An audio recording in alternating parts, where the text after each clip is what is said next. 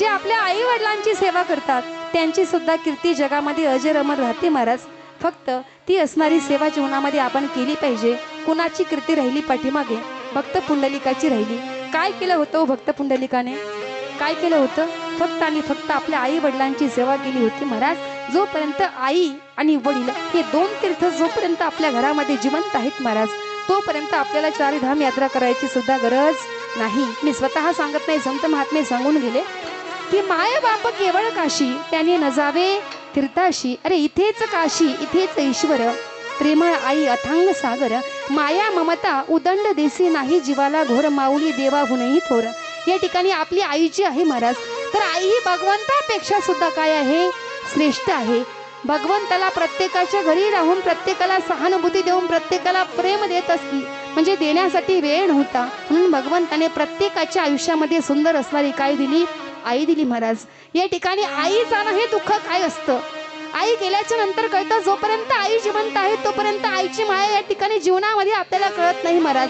एकदा आई जीवनामधून निघून गेली की आपल्या डोक्यावरून प्रेमाने हात फिरवणारा तो हात कायमचा लोपला जातो. प्रेमाने गोड दोन शब्द त्या ठिकाणी बोलणारी आई जीवनामधली संपली जाते. आई गरीब असू द्या महाराज, ती आईचं लेकरू आंधळ असू द्या, पांगळ असू द्या, लुळा असू द्या, मूर्ख जरी मुलगा असला, मूर्ख जरी लेकरू असलं महाराज, तरी स्वतःच्या प्राणापेक्षा सुद्धा जास्त प्रेम ती त्या लेकरावरती करते. तिचं नाव त्या ठिकाणी आहे. रे जन्म झाल्याच्या नंतर आपणही म्हणतो की प्रथम संस्कार देणारी माता असते महाराज. तीच असणारी आई जगामध्ये जीवन जगत असताना आपण कसं जगावं ही ती माता त्या ठिकाणी आपल्याला शिकवत असते महाराज.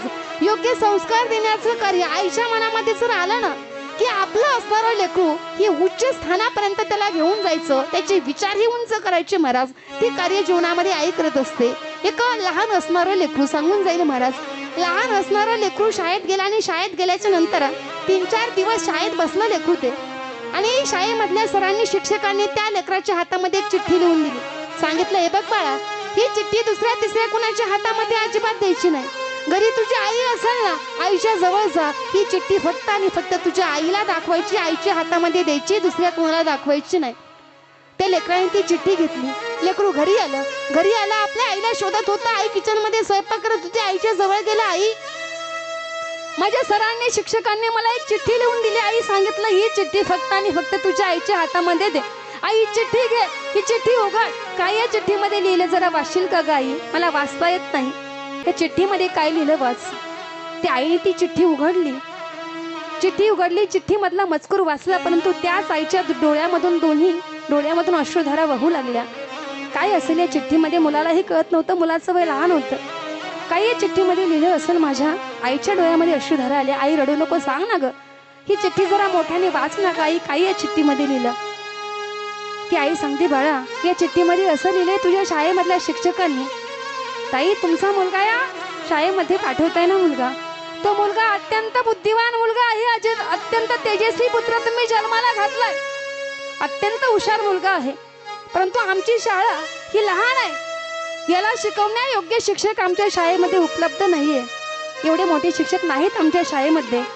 तुमच्या मुलाची बुद्धी फार मोठी आहे आणि आमच्या शाळेमध्ये योग्य शिक्षक नसल्या कारणाने तुम्ही उद्यापासून तुमच्या मुलाला शाळेमध्ये पाठवू नका, त्याला घरी ठेवा, घरी शिकवा त्याला.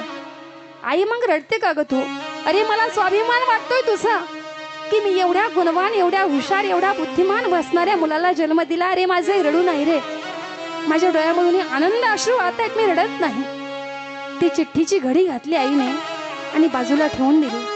बरेच दिवस गेले महाराज, काही कालावधी निघून गेला. आईचं निधन झालं, आई गतप्राण झाली. परंतु त्या चिठ्ठीमध्ये काय लिहिलं होतं जे आईने लेकराला वाचून दाखवलं, लेकराने फक्त तीच गोष्ट डोक्यामध्ये ठेवली महाराज. आईने घरी शिकवलं, त्या लेकराला दुसऱ्या दिवशी शाळेमध्ये नाही पाठवलं. आई मेल्याच्या नंतर बऱ्याच वर्षाने त्या ठिकाणी तो एक संशोधक बनला महाराज. आज आपण संध्याकाळी रात्र झाल्याच्या नंतर जी लाईट दिसतो महाराज, जो बल्ब आपण आपल्या घरामध्ये लावतो ना उजेडासाठी, त्याने त्या बल्बचा शोध लावला. त्याचं नाव आहे थॉमस एडिसन. शोध लावला महाराज, त्याने संशोधक झाला, शोध लावला. आणि काही काळ गेल्याच्या नंतर, म्हणजे आईच्या मृत्यूनंतर बऱ्याच वर्षांनी ज्यावेळेस आईचं सामान काहीतरी हाताळलं, त्याने बाजूला काढलं, त्याला आईने ती ठेवलेली चिठ्ठी त्या ठिकाणी सापडली. उत्सुकता लागली. लहान होतो मी, पहिल्यांदा शाळेमध्ये गेलो होतो, आईने ही चिठ्ठी वाचली तेव्हा फार रडली होती माझी आई. आज माझी आई या जगामध्ये नाहीये, परंतु त्या आईने दिलेली चिठ्ठी त्या त्याने वाचलेली चिठ्ठी, ते शब्द आजही माझ्या कानामध्ये गुंततात. त्या ठिकाणी आजही माझ्या कानामध्ये ते शब्द आहेत आईचे. म्हणून ती चिठ्ठी त्याने उघडली महाराज. चिठ्ठी उघडली आणि उघडल्याच्या नंतर चिठ्ठी वाचू लागला. ज्यावेळेस पहिल्यांदा आईने चिठ्ठी उघडली आणि वाचत होती आई चिठ्ठी, त्यावेळेस आईच्या डोळ्यामध्ये अश्रुधारा वाहत होत्या. आज हा मुलगा मोठा झाला, संशोधक झाला, याने चिठ्ठी उघडली आणि वाचू लागला. त्यावेळी आता याच्या डोळ्यामधून अश्रुधारा वाहू लागला, रडू लागला जोराजोरामध्ये. हा मुक्सामुक्सी रडू लागला महाराज. काय कारण असेल? त्या दिवशी त्याच्या लक्षामध्ये आलं की शब्द ही दुधारी तलवार असते आणि जे शब्द आईने वापरले, आईची जर इच्छा असेल, आईने जर प्रयत्न केला महाराज, तर आपल्या मुलाला जर ज्याचे विचार तळागाळापर्यंत असतील तरी त्याचे उच्च विचार, उच्च श्रेणी जर वाढवायची असेल तर ते कार्य सुद्धा आई करू शकते. त्यावेळी आईने मला चिठ्ठी वाचून दाखवली होती, परंतु त्यावेळी वाचलेली चिठ्ठी वेगळी होती. आता मी जी बघतोय ती चिठ्ठी वेगळी आहे. चिठ्ठी तीच होती महाराज, परंतु हा चिठ्ठी वाचू लागला, डोळ्यामधून अश्रुधारा वाहू लागल्या. काय कारण होतं? काय लिहिलं होतं त्या चिठ्ठीमध्ये? त्या चिठ्ठीमध्ये असं लिहिलं होतं की ताई, तुमचा जो मुलगा आहे ना, तो मुलगा मानसिकदृष्ट्या अपंग आहे. तो या ठिकाणी मानसिकदृष्ट्या अपंग असल्या कारणाने त्याला शाळेमध्ये काही येऊ शकत नाही. अपंग बुद्धी आहे त्याची. आमची शाळा त्याला शिकवू शकत नाही. मतिमंद आहे तो. त्याला शाळेमध्ये पाठवू नका. जरी तुम्ही शाळेमध्ये पाठवलं ना तरी उद्या दुसऱ्या दिवशी आम्ही त्याला घरी पाठवणार. काही करू शकत नाही हा मुलगा जीवनामध्ये. त्या दिवशी थॉमस एडिसनच्या लक्षामध्ये आलं की त्यावेळी जर माझ्या आईने मला असे शब्द वाचून दाखवले असते की मी मानसिक दृष्ट्या अपंग आहे, तर आज ज्या स्थितीपर्यंत, ज्या स्टेपपर्यंत मी येऊन पोहोचलो, इथपर्यंत मी आलो नसतो. जगाच्या पाठीवरती ही फक्त आणि फक्त आईच आपल्या लेकरासाठी करू शकते महाराज. इतरत्र कोणीही नाही. आपलं लेकरू मूर्ख जरी असलं, मतिमंद जरी असलं, तरी मतिमंद लेकरावरती सुद्धा निस्वार्थ प्रेम करते. तिचं नाव फक्त आणि फक्त आई आहे. अरे लेकुराचे हित जाणे माऊलीचे चित्त. या ठिकाणी आपल्या लेकराला काय पाहिजे, काय त्याची इच्छा आहे, हे फक्त आई जाणू शकते महाराज. प्रसंग सांगून जाईल तुम्हाला. महाभारतामधला प्रसंग आहे. भगवंत शेवटपर्यंत प्रयत्न करत होते की दुर्योधना कसा मारला जाईल, आणि गांधारी माता ही शेवटपर्यंत प्रयत्न करत होती की माझा मुलगा दुर्योधना कसा वाचवता येईल. मूर्ख होता महाराज दुर्योधन. माहिती नव्हतं काहीला. एवढी पतिव्रता नारी होती. रे ज्या दिवशी लग्न मंडपामध्ये विवाह चालू होता, लग्न मंडपामध्ये त्या ठिकाणी बोहल्यावरती ती गांधारी माता उभी आहे. त्या दिवशी तिला समजलं, अरे ज्याच्या सोबत आपलं लग्न होतंय ना, जो नवरदेव आहे आपल्या समोर उभा, तो दोन्ही डोळ्याने आंधळा आहे. अरे नाही जग बघू शकत, तो नाही जग बघू शकत. पण जिथं आपला नवरा जर जग बघू शकत नाही, तर आपल्याला सुद्धा जग बघण्याचा अधिकार नाही. त्या दिवशी आपल्या डोळ्यावरती एक पट्टी बांधून घेतली महाराज. त्या दिवशी पट्टी बांधली. 100 लेकरांना जन्म दिला, 100 मुलांना जन्म दिला, एका मुलीला जन्म दिला. पण मी जन्म दिलेली माझी एकुलती एक मुलगी, मी जन्म दिलेले माझे 100 लेकरांचं तोंड कसं दिसतं हे बघण्यासाठी सुद्धा तिने कधी डोळ्यावरची पट्टी बाजूला काढली नाही. आता दुर्योधना धर्मराजाकडे गेला. दादा मला वज्रदेही व्हायचंय, मी कशाने वज्रदेही होईल सांग ना. धर्मराजाने सांगावं, तुला जर वज्रदेही व्हायचं असेल ना, तुझ्या आईच्या समोर निवस्त्र जाऊन उभं राहा. आईने जर नखशिकांत तुला पाहिलं ना तर तू वज्रदेही होशील. गेला महाराज दुर्योधन. आई फक्त एकदा डोळ्यावरची पट्टी बाजूला काढून फक्त एकदा मला आई बघ ना, आई मला वज्रदेही व्हायचंय. तू आता लेकरा तू सांगितलंय ना, तू म्हणशील तर मी अग्नीमध्ये सुद्धा उभा राहायला तयार आहे. काढीन मी माझ्या डोळ्यावरची पट्टी. डोळ्यावरची पट्टी बाजूला काढली महाराज. त्या ठिकाणी दुर्योधनाला पाहिलं, परंतु दुर्योधना वज्रदेही झाला. फक्त कमरेचा भाग त्याचा वज्रदेही झाला नव्हता. आईने विचारले, बाळा रस्त्याने येत असताना कुणी भेटलं होतं का? भेटला होता ना आई. एक माळी भेटला होता. काय म्हणला माळी? माळी फक्त एवढाच म्हटलं, अरे जरी तू तुझ्या आईच्या समोर उभं राहायचं असेल ना, तरी असा निवस्त्र अवस्थेमध्ये जाऊ नको, किमान लंगोटी तरी घालून जा. त्या माळेने मला फुलाची लंगोटी शिवून दिली आई, म्हणून मी ती घालून तुझ्या समोर उभं राहिलो. आईने सांगावं, बाळा तो माळी म्हणजे सर्वसामान्य नव्हता, तो म्हणजे भगवंत होता. त्याने सर्व व्यवस्थित केलं राजा. आई मी नाही वज्रदेही झालो का? झाला श्री बाळा, तू वज्रदेही झाला, पण ज्या ठिकाणी माझी दृष्टी नाही पडली तो तुझा कमरेचा भागा कोमल राहील रे. युद्धाच्या प्रसंगी कधी या मांडीवरती गदा लागू देऊ नको, कमरेच्या भागावरती शस्त्र लागू देऊ नको. ही अतिशय कोमल जागा त्या ठिकाणी तुझी राहिला. त्या ठिकाणी दुर्योधनाची गदा मांडीवरती पडली. अंत झाला महाराज. सांगण्याचं तात्पर्य, भगवंत शेवटपर्यंत प्रयत्न करत होते, कारण की दुर्योधनाला मारणं एवढं सोपं होतं का? कित्येक वार हुकवत होता महाराज, कित्येक वार अंगावरती झिलत होता. भगवंताने भीमाला खुणवलं, भीमा या ठिकाणी मांडीवरती गदा मार, भीमा मांडीवरती गदा मार, नंतर मांडीवरती गदा मारली. दुर्योधनाचा अंत झाला.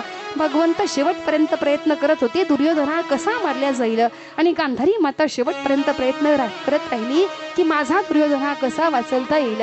लग्नाच्या अगोदरचा मुलगा जो समाजाला मान्य नाही, इथे सुद्धा भगवंत शेवटपर्यंत प्रयत्न करत राहिले की कर्ण हा कसा मारला जाईल, आणि कुंती माता शेवटपर्यंत प्रयत्न करत राहिले अंतःकरणापासून की माझा कर्ण हा कसा वाचवता येईल.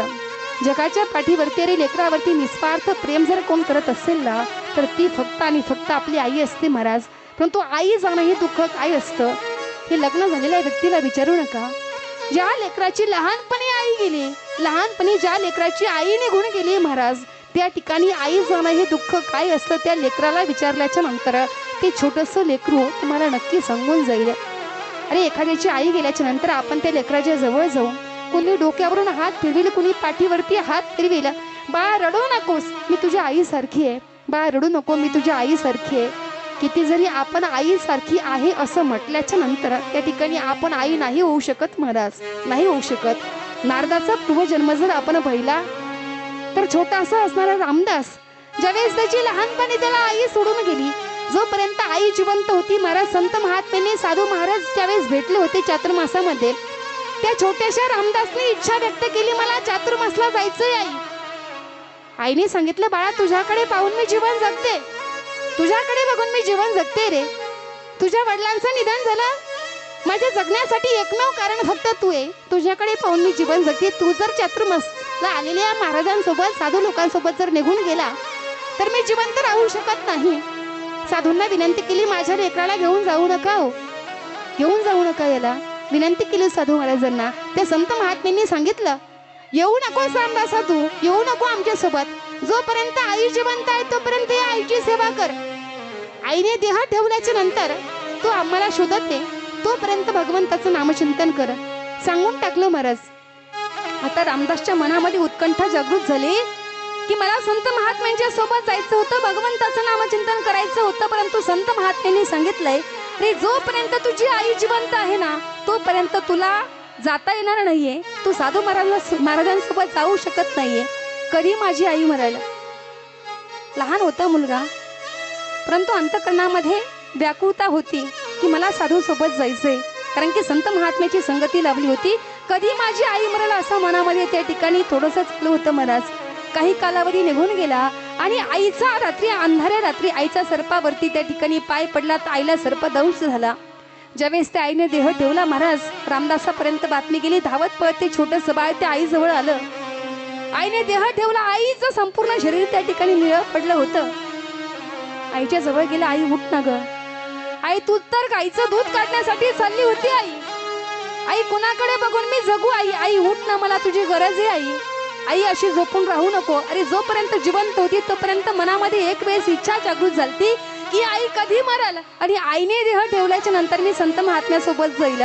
परंतु ज्या दिवशी खरंच आईचा देह पडला महाराज, अंतःकरण व्याकुळ झालं. छोटंसं बाळ रडू लागलं, जोरात जोरात रडू लागलं. आई काय चुकी केली मी? अरे माझा जन्म झाला आणि जन्म झाल्याच्या नंतर माझा जन्मदाता बाप मला सोडून निघून गेला. आई मला बापाचंही प्रेम आईचंही प्रेम आई तूच दिलंस. का माझ्या जीवनामध्ये असं घडत असेल आई? छोटंसं बाळ त्या ठिकाणी म्हणतंय आपल्या आईला, आई उठ ना ग.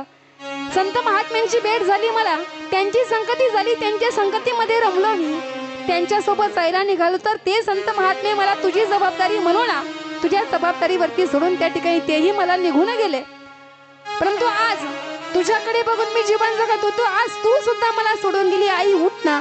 मला सांगा किती वेळ, किती तास, किती दिवस त्या ठिकाणी आईच्या जवळ रडून आईला उठ अशी विनंती केल्याच्या नंतर ती असणारी आई उठून उभी राहील, नाही उठणार महाराज.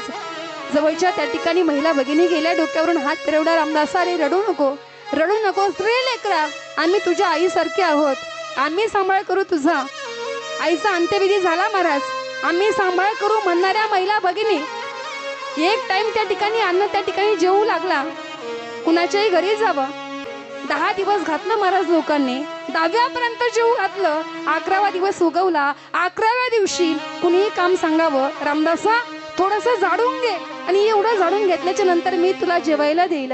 रामदासा एवढा पाण्याचा हंडा भरून घेऊन येतोस का रे? एवढा पाण्याचा हंडा भरून आणलाय ना, मी तुला दुपारी जेवायला देईल. काम करता करता असं चालू झालं. 8-10 दिवस पुन्हा लोकांनी काम करत असताना जेवू घातलं. आता भरपूर काम लोक सांगायचे आणि भरपूर काम केलं तरी आता शिळं अन्न ज्यावेळेस माझ्या ताटामध्ये आलं, पात्रामध्ये त्या रामदासाच्या शिळं अन्न त्या ठिकाणी आलं आणि शिळं अन्न पाहून त्या दिवशी आईची आठवण झाली की सकाळची भाकरी कधी आईने मला संध्याकाळी खाऊ दिली नाही. आई स्वयंपाकाला बसायची ना, गरम गरम भाकरी गरम गरम चपाती माझ्या ताटामध्ये ठेवायची. मी जर नाही जेवलो ना, ताट आपलं माझ्या स्वतःच्या हातामध्ये घेऊन माझ्या मागे फिरत फिरत आई मला जेवू घालायची. आज तीच प्रेमाने घास भरवणारी आई आज माझ्या जीवनामध्ये राहिली नाही. अवघे 20 दिवस झाले माझ्या आईला जाऊ ना, तर या ठिकाणी काम करूनही कुणी मला जेवण देत नाही. आज शिळी भाकरी माझ्या ताटामध्ये आली. ते जोपर्यंत सुखाचा घास तुमच्या जीवनामध्ये प्राप्त होतो ना तुम्हाला, कधीतरी आपलं लहानपण आठवा राजांनो. आई ही काय असते नक्की कळेल. आई कधी कळते मला ज्यावेळेस आपण त्या ठिकाणी स्वतः आई होतो. आणि गेल्याच्या नंतर मी अगोदरही सांगितलं की आज उगवलेला सूर्य मावळल्यानंतर दुसऱ्या दिवशी पुन्हा उगवेल महाराज. परंतु जीवनामधून गेलेली आई आणि जीवनामधून गेलेले जो बाप आहे तो जीवनामध्ये पुन्हा कधी दिसत नाही. जोपर्यंत हे जिवंत आहेत महाराज तोपर्यंत त्यांची व्यवस्थित सेवा करा. भगवंत काही जीवनामध्ये कमी पडू देणार नाही. नाहीतर बघा, पंचरत्न हरिपाठ पाठ आहे. ज्ञानेश्वरी सारखा विराट असणारा ग्रंथ जरी पाठ केला महाराज, आळंदी पंढरपूरची वारी केली ना, आणि आपल्या चालण्या बोलण्यामुळे घरामध्ये जर आपले माता पिता जर दुखवल्या जात असतील तर या ठिकाणी हा परमार्थ भगवंताला मान्य नाही. अरे आई जाणं वडील जाणं हे दुःख काय असतं. आई वडिलांची कमी विश्व माऊली ज्ञानोबा सुद्धा भासली महाराज. माऊली ज्ञानोबा स्वतःच्या मुखाने सांगतात की मी माझ्या जीवनामध्ये ज्ञानेश्वरी सारखा विराट असणारा ग्रंथ लिहिला, चांगदेव 65 लिहिली. या ठिकाणी निर्जीव असणारी भिंत मी माझ्या जीवनामध्ये चालवली. सर्व प्राण्यामध्ये निर्बुद्ध असणारा प्राणी ज्याला आपण रेडा म्हणतो, त्या रेड्याच्या मुखामधून साधी सुधी भाषा नव्हे, वेद वदवून घेतले, वेद बोलवून घेतले. एवढी कीर्ती जरी मी माझ्या जीवनामध्ये केली असेल ना, तरी हे सर्व माझ्या जीवनामध्ये घडल्याच्या नंतर माझ्या डोक्यावरून हात फिरवणारी आई आणि माझ्या पाठीवरती कौतुकाची थाप टाकणारा बाप, माझी आई रुक्मिणी माता आणि माझे वडील असणारे विठ्ठलपंत आज माझं कौतुक करण्यासाठी या ठिकाणी या विश्वामध्ये नाही आहेत. जे जगाचे माऊली झाले, जी जगाची आई झाली महाराज, ते माऊली ज्ञानोबा आहे. या ठिकाणी त्यांना सुद्धा आईची कमी बसली. अरे स्वामी तिन्ही जगाचं आई विना भिकारी. म्हणून जोपर्यंत आहे तोपर्यंत त्यांची सेवा करा.